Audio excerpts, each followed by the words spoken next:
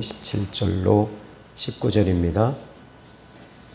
에베소에 사는 유대인과 헬라인들이 다 이 일을 알고 두려워하며 주 예수의 이름을 높이고 믿은 사람들이 많이 와서 자복하여 행한 일을 알리며 또 마술을 행하던 많은 사람이 그 책을 모아 가지고 와서 모든 사람 앞에서 불사르니 그 책값을 계산한 즉 은 5만이나 되더라. 아멘. 이 하나님이 일하실 때에 그 영적 각성과 부흥이 일어날 때는 갑자기 일어납니다. 그런데 갑자기 일어날 때 하나님께서 준비된 사람들을 통하여 하나님이 먼저 그들을 만지시고 그들을 통해서 그들 개인 한 사람이 하나님을 통해 각성이 일어난 후에 그리고 많은 사람들에게 부흥과 각성의 역사가 일어납니다. 오늘 이 사도행전 19장의 말씀을 보면은 첫 번째는 이 아볼로에게 각성이 있었고 아볼로의 제자들에게도 각성이 있었습니다. 그런데 이 각성의 역사를 살펴보면 아까 전자에 이야기했듯이 갑자기 일어나요. 두 번째로는 이 사도행전 19장에 보면은 하나님이 움직이시는 채널이 있어요. 패널 또는 패턴이 있습니다. 그 패턴을 우리는 이 사도행전 19장을 통해서 발견하고 배우고 공부해야 됩니다. 왜냐하면 우리 샘교회에도 이런 패널을 따라 우리가 움직이고 있기 때문입니다. 그러면 먼저 오늘 본문의 말씀을 보면은 에베소에 사는 유대인과 헬라인들이 다 이 일을 알고 두려워하며 지금 어떤 일이 전자에 벌어졌죠? 그것은 바로 이제 이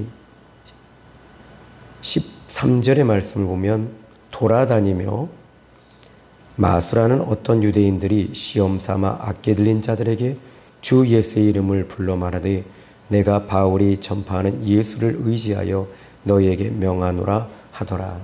근데 그리고 나서는 이 귀신이 나가지 않아요.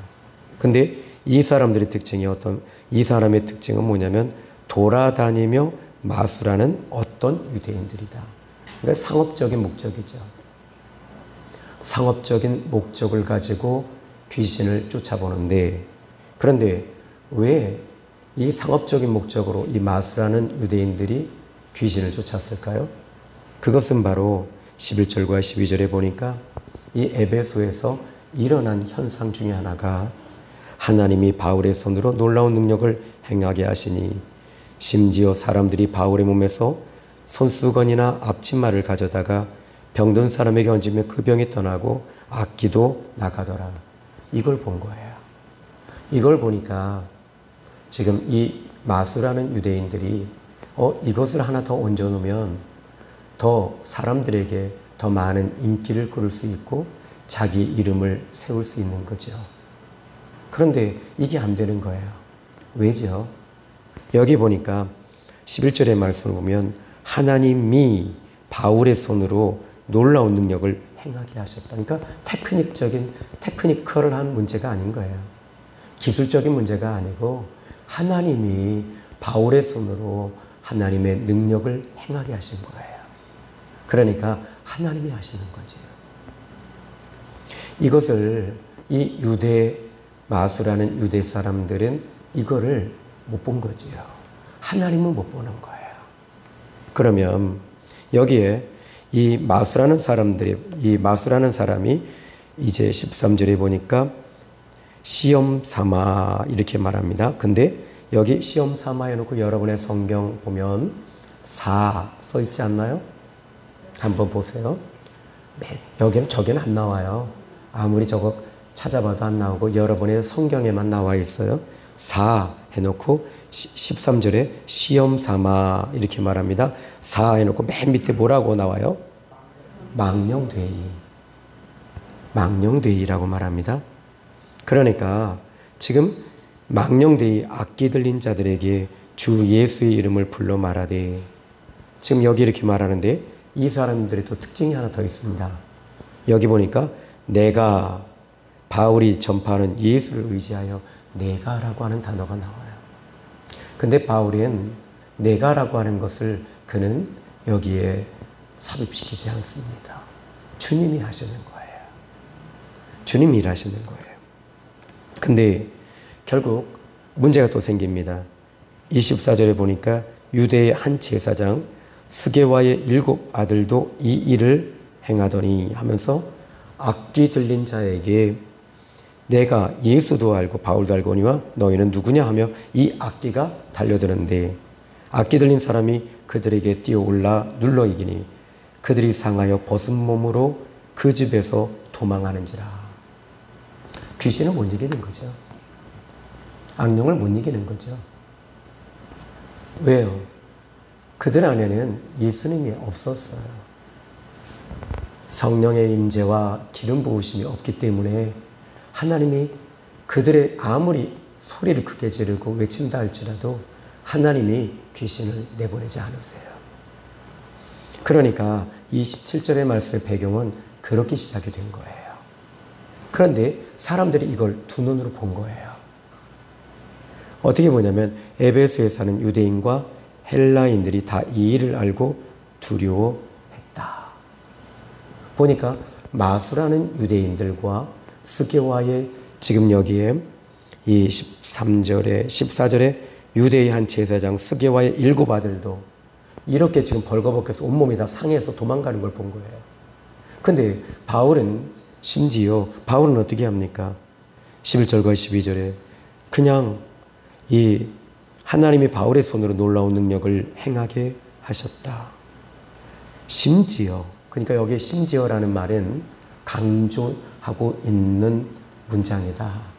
강조하고 있는 내용입니다. 사람들이 바울의 몸에서 손수건이나 앞치마를 가져다가 병든 사람에게 얹으면 그 병이 떠나고 악기도 나갔다. 바울의 옷이 능력이 있는 것이 아니에요. 하나님이 하시는 거예요. 하나님이 역사하시는 거예요. 그러니까 이 일들이 이루어지는 걸 보면서 한쪽엔 너무 쉬운데 한쪽은 너무 어려운 거예요. 왜 그래요? 하나님이 하시는 것은 쉬워요. 우리 예수 믿는 사람들은 하나님과 동행할 때 이런 역사가 지금도 일어납니다. 그러면 에베소에 사는 유대인과 헬라인들이 다 이 일을 알고 두려워하며 이제 여러분 하나님의 역사가 일어날 때는 제일 먼저 오는 것은 두려움이 와요. 어떤 두려움입니까? 하나님에 대한 두려움이 와요. 그런데 이 두려움이 와서 이제 하나님을 향하는 두려움. 하나님이 지금 이 유대 마수라는 사람들보다 하나님의 능력이 있구나. 두 번째, 스게와의 제사장의 아들들도 7 아들도 쫓겨서 몸이 상해서 도망가는 걸 보고 당시의 헬라인이나 유대인들은 지금 어떻게 합니까? 두려워했어요. 그리고 두 번째로는 여기에 17절에 보니까 이렇게 말합니다. 여러분 여기서 이 아주 중요한 문장입니다. 볼펜이 있으시면 17절에다가 밑줄을 좀 그으시면 좋겠어요.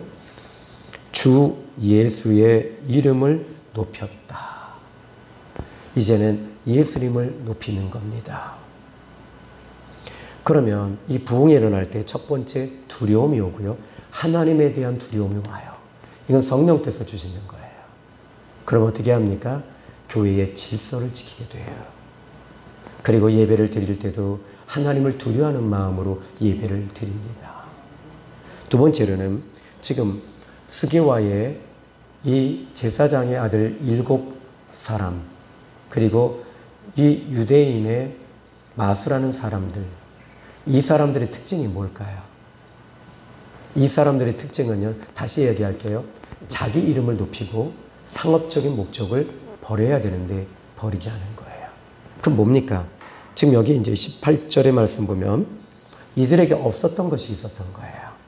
뭐죠? 읽어봅니다. 18절 시작. 믿은 사람들이 많이 와서 자복하며 행한 일을 알리며, 여기서 18절에 아주 중요한 게 있어요. 자복하다라는 단어입니다. 자복한다라는 말, 이것은 하나님 앞에 통해 자복을 말합니다. 부흥은요, 통해 자복하는 것으로 일어나기 시작해요. 왜냐하면 내 힘으로는 안 되는구나. 하나님이 임하셨구나. 하나님이 지금 일하고 계시는구나. 그리고 하나님 앞에 섰을 때 내가 얼마나 부족하고 내가 얼마나 못났고 내가 얼마나 죄인이며 내가 얼마나 아무것도 아닌 존재라는 것이 드러나게 돼요. 그때 하나님 앞에 내 죄를 자복하는 거예요. 그러면 지금 이 마수라는 사람들은 자복이 없었습니다. 회개가 없었습니다. 그러므로 인하여 이제 또 이 사람들이 이 19절의 말씀을 보면 이렇게 말합니다. 읽어봅니다. 시작. 마수를 행하던 많은 사람이 그 책을 모아가지고 와서 모든 사람 앞에서 불사르니 그 책값을 계산한 즉 은 5만이나 되더라. 자, 지금 이 에베소에서 일어났던 이 각성의 역사는 지금 마술을 행하던 많은 사람들이 충격을 받은 거예요. 이거 마술로 안 되는 거구나. 이거 마술로 안 되는 거구나. 이거 트릭 써서 되는 게 아니구나. 눈속임으로 되는 게 아니구나. 이 영의 세계가 있구나. 영적인 세계가 분명히 있구나. 이걸 이 사람들이 충격을 받은 거예요. 그 충격을 받고 그들은 이제 제일 먼저 한 것이 뭐냐면 회개하고 자복하는 거예요. 하나님의 본연의 그 자리로 돌아가는 거죠. 하나님이 하셔야 되는구나. 내가 하나님 앞에 얼마나 볼품없는 사람이며 볼품없는 자라는 걸 경험하게 된 거예요. 그들이 예수님을 만나기 전에는 마술이 전부였습니다. 마술이 최고였습니다. 당시의 유행은 마술을 하면 많은 사람들이 인정을 해요. 또 많은 사람들에게 자기는 인정받을 뿐만 아니라 이제 생활까지도 모든 것이 다 채워집니다. 그런데 이 에베소에서 이 마술하는 책들을 모아가지고 근데 어떤 사람들입니까? 19절에 마술을 행하던 많은 사람. 그 책을 모아가지고 와서 모든 사람 앞에서 불살라버린 겁니다. 여러분, 이 말은 다시 말하자면 그들에게 가장 소중한 것은 마술을 행하고 배우는 책들입니다. 그런데 주님 앞에 나와서 그 마술을 배우고 행하던 그 책들을 다 불살랐어요. 어떻게 가능합니까? 주인을 바꾸는 거예요. 여러분의 인생에 있어서 왜 그렇게 힘들까요? 왜 그렇게 어려울까요? 왜 그렇게 여러분들이 번민하십니까? 왜 그렇게 힘들어 하십니까? 여러분에게는 인생의 주인이신 그분이 계시잖아요. 주인이 있는 사람들은 그 주인을 의지합니다. 주인을 바라봅니다. 주인과 함께 갑니다. 주님과 동행합니다. 이것이 은혜입니다.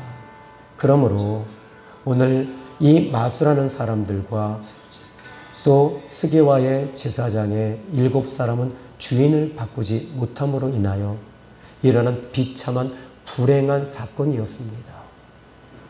여러분들이 힘들어하는 이유는 아주 간단합니다. 주인을 바꾸지 않아서예요.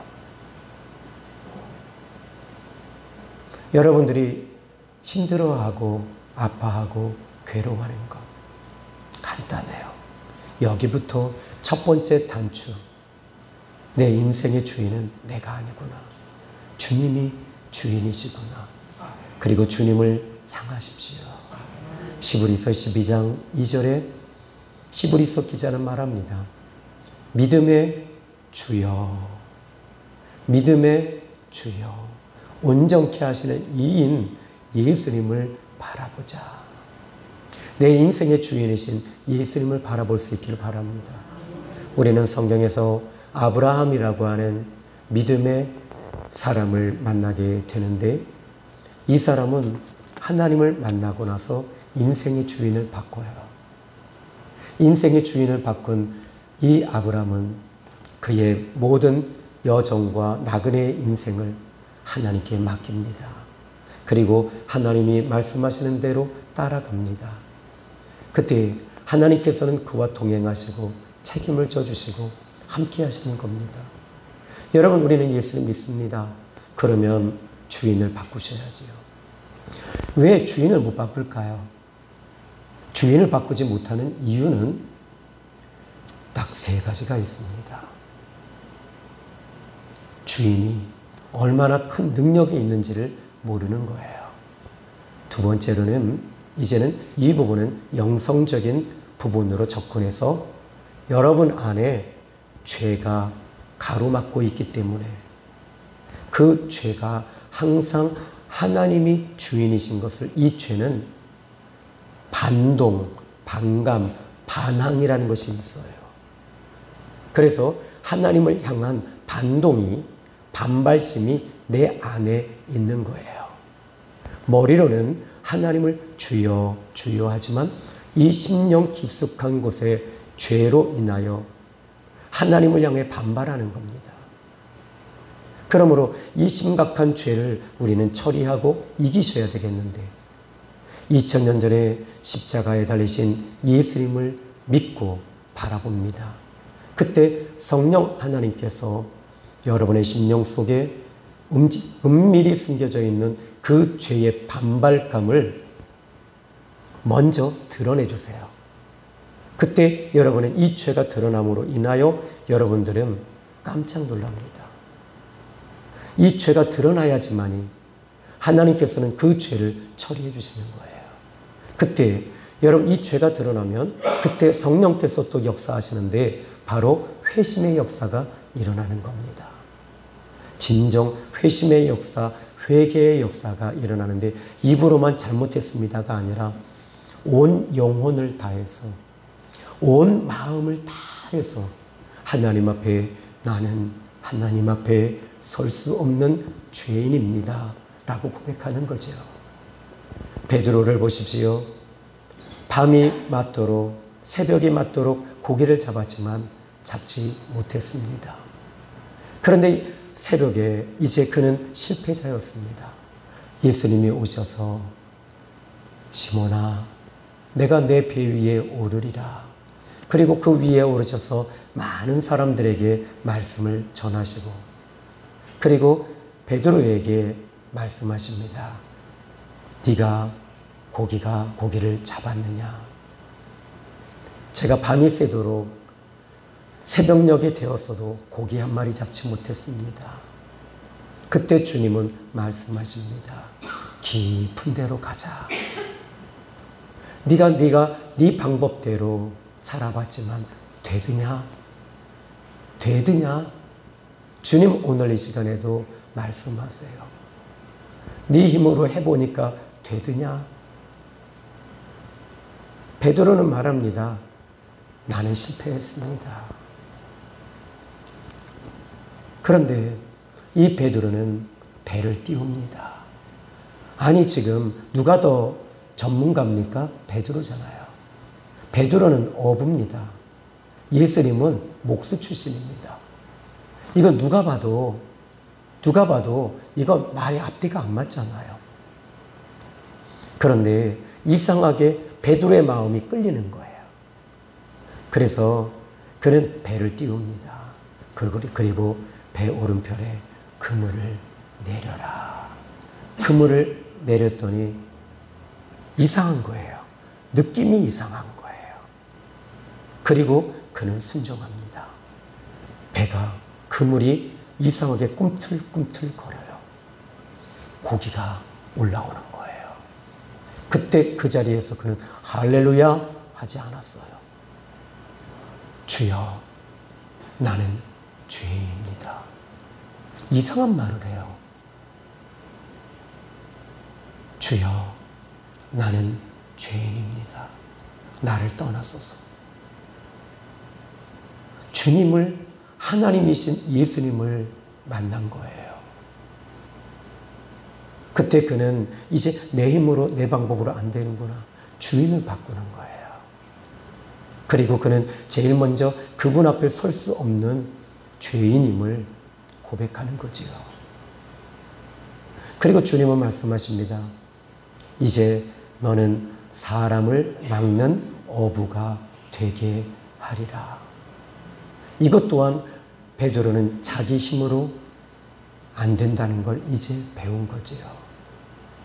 여러분 가정에서도 부부지간에도 마찬가지겠지요. 여러분 부부지간에도 서로 화목하려고 하고 힘쓰고 애썼는데 됩니까? 주님을 의지하세요. 그리고 주인을 바꾸세요. 여러분이 주인이 되려고 하니까 자꾸 남편을 바꾸려고 하는 거예요. 전에 집사님 한 분이 이 남편이 처음 만난 사람은 신학생이었는데 마음에 안 들어서 이혼을 했어요. 두 번째 사람을 만났는데 또 막 너무 힘든 거예요. 그리고 저희 교회 오셔서 이제 상담을 했습니다. 목사님, 제가 쓰레기차를 버렸더니요 똥차가 옵디다. 근데 제가 그랬어요.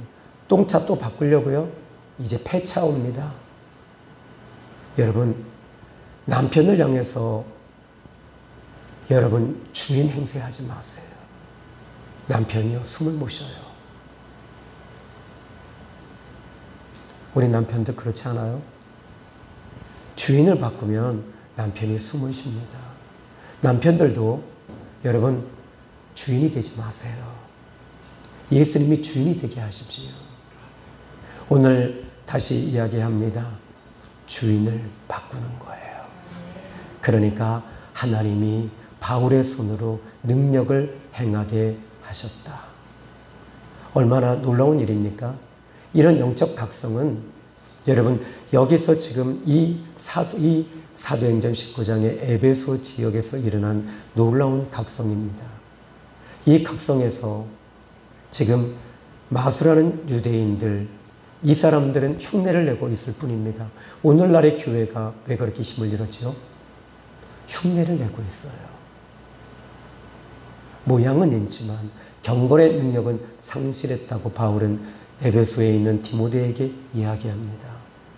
진정한 그리스도인들, 예수님을 내 안에 모시고 사는 사람들, 이 사람들에게 반감이 있는 건 죄 때문이라면 이 죄에 대해서 여러분들은 자복하셔야 할 필요가 있다는 거지요. 이 죄는 드러나지 않아요. 그러면 예수를 믿으면 그 죄가 완전히 없어집니까? 아닙니다. 항상 내 안에 죄는 있어요. 그런데 자복할 때 이 죄는 힘을 쓰지 못해요. 또 혈기 분노라고 하는 이 죄, 미움이라고 하는 죄, 또 음란이라고 하는 죄, 자기 성향, 자기 애, 자존심, 이 모든 것들은 하나님과 깊은 교제가 없으면 다시 일어납니다. 다시 일어나서 여러분들을 죄의 그 소욕으로 이끌어가게 되어 있어요. 그러므로 지금 오늘 이 마수라는 사람들은 지금 이렇게 말합니다. 먼저 18절 믿은 사람들이 많이 와서 자복했다. 하나님 앞에 회개하고 애통하는 겁니다. 근데 이상하죠? 회개하고 애통하면서 울면서 기도하면요, 놀랍게도 여러분의 심령이 살아나요. 그리고 얼굴이 환하게 꽃이 펴요. 그리고 얼굴에 빛이 있습니다. 요한일서 1장 7절에 보니까 그가 빛 가운데 계신 것과 같이 빛 가운데 행하면 서로 사귐이 있고 그 아들 예수의 피가 깨끗하게 하시느니라. 여러분, 예수의 피가 이제 우리의 이 죄를 깨끗하게 해주세요. 그리고 죄의 힘을, 영향력을 끊어놓으십니다. 그렇지만 이제 성도들은 지속적인 주님과의 교제가 필요하고요. 말씀을 자꾸 들으셔야 돼요. 말씀을 통해서 여러분 자각이 일어나고, 그리고 이제 회개가 일어나며 자복의 역사가 일어납니다. 그리고 자성하게 되는 거죠. 그리고 이제 기도하는 사람들에게는 성령의 임재, 기름 부으심, 내주하심이 일어남으로 말미암아 이제 이런 사람들은 가는 데마다 각성의 역사가 일어나게 되는 거예요. 많은 사람들이 예수님을 믿는 역사가 일어나는 것, 교회 나오는 것, 이것이 아니라 주인을 바꾸는 거예요. 이런 주인이 바꿔진 우리 샘교회, 우리 나와 함께하는 동역자들에게 놀라운 축복이 있기를 바랍니다. 저는 오늘 몸의 컨디션이 좀 안 좋긴 한데, 그런데 한 새벽 3시쯤 교회 와서 기도하며 또 책을 쓰고 또 앉아서 묵상하고 이 본문을 묵상하면서 주님, 그런데 이렇게 가만히 앉아서 있는데 누군가가 저를 이렇게 꽉 품어주세요. 저는 고백했습니다. 제 느낌일 거예요. 주님이십니까? 예수님이십니까? 주님이시라면 알게 해주십시오. 그리고 주님 품에 안겨서 그 의자에 기대서 가만히 있다가, 그리고 하나님, 그러면 오늘 이 낮예배의 설교도 주님이 도와주십시오. 힘을 주십시오. 여러분, 이제 여러분들은 주인을 바꾸셨습니다. 그런데 이 주인을 바꾸려고 하는 것에 가장 깊숙한 곳에는 죄가 있다는 것. 이 죄를 지금 저는 여러분 모두 다 처리하기를 바랍니다. 성령님께서 그 죄를 드러내 주시고, 그리고 죄의 힘을 꺾으시고 끊어주실 거예요. 그때 여러분들은 이제 이 예배를 드리고 나가는 순간 여러분 마음에는 평안함과 기쁨이 넘치게 될 줄로 믿습니다. 자, 이제 19절에 보니까 이렇게 말합니다. 마술을 행하던 많은 사람이 그 책을 모아 가지고 와서 모든 사람 앞에서 불살랐다. 아깝지요. 여러분, 2000년 전에 마술하는 책은요, 고가입니다. 지금은 이 종이가 나와서 이 책을 얼마든지 쉽게 구입할 수 있잖아요. 제가 저술한 이 책이 자투리 형성도 15,000원밖에 되지 않아요. 처음에는 출판사에서 이거 안 팔릴 것 같아. 그래갖고 막 세일을 쳤어요. 그러더니 13,000원에 막 세일을 치다가 지금은요, 다시 정가로 다시 올려놨어요. 그런데 그때 당시에는 책이 고가였습니다. 이거 아깝잖아요. 여러분, 과거에 세상적인 거 아깝잖아요, 버리기. 여러분 집에 혹시 물건을 새겨두신 분들은 이거 병이랍니다. 어떤 병이냐면 저장장애랍니다. 저장장애. 언젠가 쓸 것 같아. 여러분, 석 달 안에 그 물건을 쓰지 않는다면 그것은 여러분에게 필요 없어요. 절 주세요. 여러분의 통장에 돈이 아직도 석 달 안에 안 썼으면 절 주세요. 제가 유용하게 선교하는 데 쓰겠습니다. 여러분 마찬가지입니다. 여러분이 내가 가지고 있는 세상적인 것들 아까워하지 마세요. 불질러 버리세요. 태워버리세요. 내가 주인으로 살았던 사람들의 특징은 너무나도 많습니다. 이 사람들은 자기 생각이 항상 주인입니다. 자기 생각대로 움직이는 사람들이에요. 되어지는 대로, 환경대로 움직이는 사람들. 오늘 우리는 예배가 끝나고 이제 아마 우리 교회가 이전할 장소를 지금 2군데로 압축을 해놨습니다. 다 1층이죠. 그래서 이것도 저는 밤새 하나님 어떻게 하기를 원하세요? 주인이 하시는 대로 되기를 원합니다. 이제 가서 보시게 될 거예요. 그리고 이 주인이 멀리 가라고 하면 우리는 멀리 가는 거죠. 주인이 하시는 대로만 순종하기를 주님의 이름으로 축복합니다. 그런데 자, 지금 보니까 그 책값을 계산한 즉 은 5만이나 되더라. 이것은요, 어느 정도의 은 5만이면 이건 수십억 원 정도 되는 돈의 가치입니다. 아깝지가 않은 거예요. 우리가 지난주 이 새벽 기도할 때 내게 있는 모든 것을 아낌없이 드리네, 주께 드리네, 주께 드리네. 여러분의 몸과 영혼까지도 주님 앞에 드릴 수 있는 힘이 어디 있습니까? 예수님이 주인이시기 때문입니다. 예수님보다 더 소중한 건 없어요. 이 사람들의 특징은 바로 예수님 밖에는 없습니다. 이것이 저와 여러분의 고백이 될 줄 믿습니다. 여러분, 이제 주인을 바꿉시다. 저는 이렇게 여러분에게 권면하면서 또 강력하게 이야기합니다. 주인을 바꾸세요. 바꾸지 못하는 이유는 자복이 없기 때문입니다. 하나님께서는 자복의 역사를 일으키십니다. 왜냐하면 여기에 아볼로도 자기가 주인이었어요. 아볼로의 제자들도. 그렇지만 그들은 모두 다 주인을 다 바꿨습니다. 그런데 주인을 바꾸지 않은 사람들의 특징이 어떻게 또 나타날까요?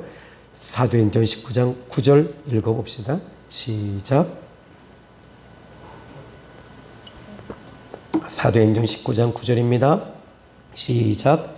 어떤 사람들은 마음이 굳어 순종하지 않고 무리 앞에서 이 돌을 비방하거늘 바울이 그들을 떠나 제자들을 따로 세우고 두란노 소원에서 날마다 강론하니라. 왜 바꾸지 못할까요? 마음이 굳어졌기 때문에 그래요. 차가워진 거예요. 여러분의 마음이 은혜 받으면 부드러워져요. 그리고 사랑이 있어요. 나 삐질 거야 그런 말 함부로 쓰지 마세요. 농담도 하지 마세요. 나 안 할 거야 그러지 마세요. 이건 마음이 굳어진 사람들의 언어의 특징이 그래요. 마음이 굳어진 사람들의 모습은 얼굴도 굳어집니다. 그렇지만 여기 보니까 어떤 사람들은 마음이 굳어져서 어떻게 한다고요? 순종하지 않았다.